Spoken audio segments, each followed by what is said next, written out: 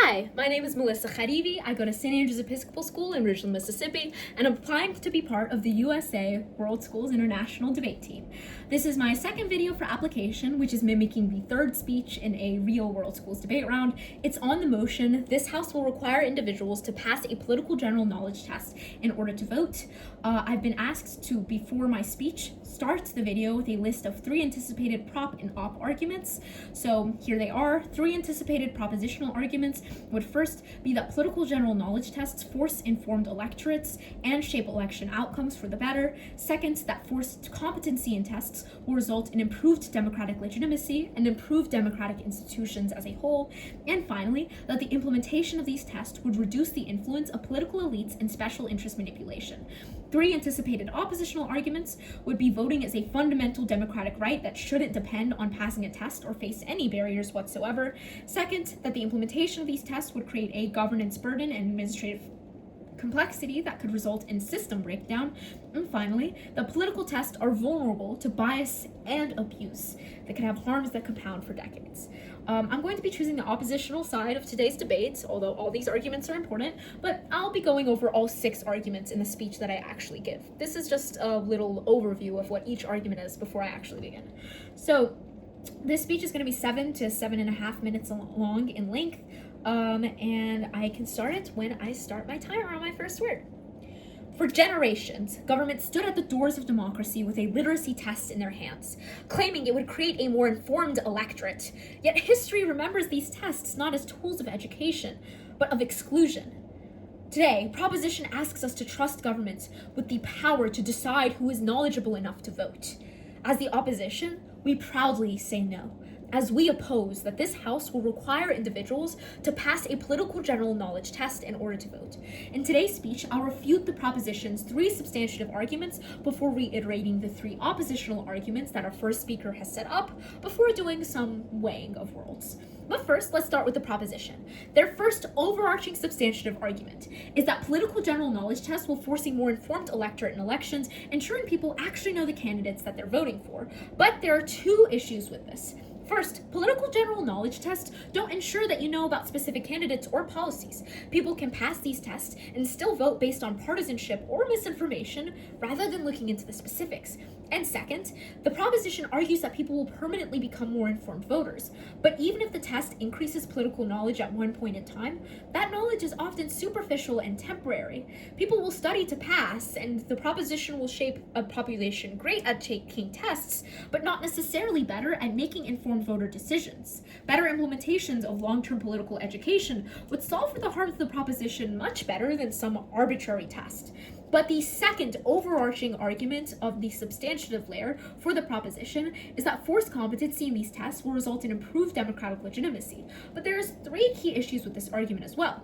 A, democratic legitimacy requires the participation of all citizens. You can't call a nation democratically legitimate if some are barred from participating in voting at all. B, voter turnout is already low, and rather than encouraging those who vote to remain informed, the proposition discourages potential voters by creating yet another barrier that they must pass to cast their ballot. Historically, more barriers result in less votes, resulting in a breakdown in democratic institutions and democracy as a whole. And C, democratic legitimacy doesn't come from intelligence or political awareness. It comes from the fact that every person subject to the government's decisions has an equal voice in choosing that government. Proposition wants to go against this, and they want to bar people from making decisions and from participating based on their ability to pass a singular test. But third, Proposition's third substantive argument is that the implementation of these tests would reduce the influence of political elites and special interests. But this argument relies on flawed logic. Let's explain the 3 reasons why.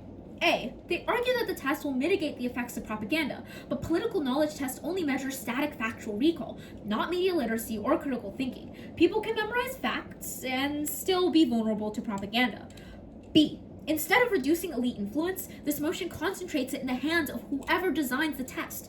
Those already in power retain the privilege of shaping these tests, meaning they can shape them with whatever biases they want, creating a voter base studying for a flawed exam and making people more susceptible to the influence of elites rather than less.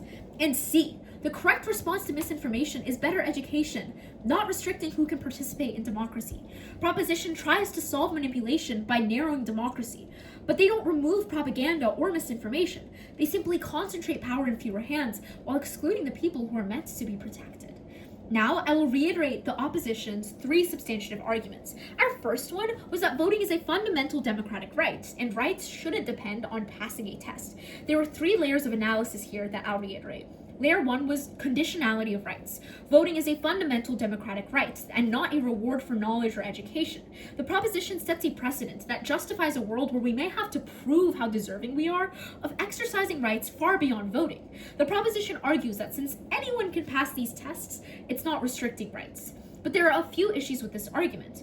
First, there are many who simply struggle with test-taking, exams, or language barriers. This becomes thousands who will not be able to vote in the world of the proposition.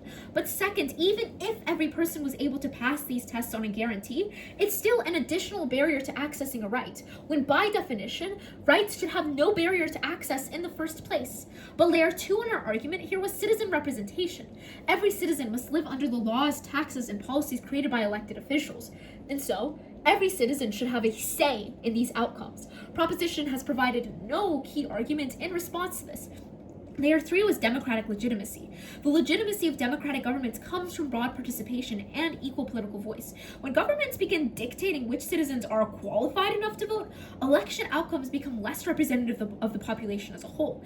Even if these outcomes are more informed, as the proposition claims, they are still excluding entire members from the political community. This motion undermines democratic principles by creating different classes of citizenship, those deemed qualified to participate and those deemed unqualified to have a voice at all. Our second substantive argument was a governance burden.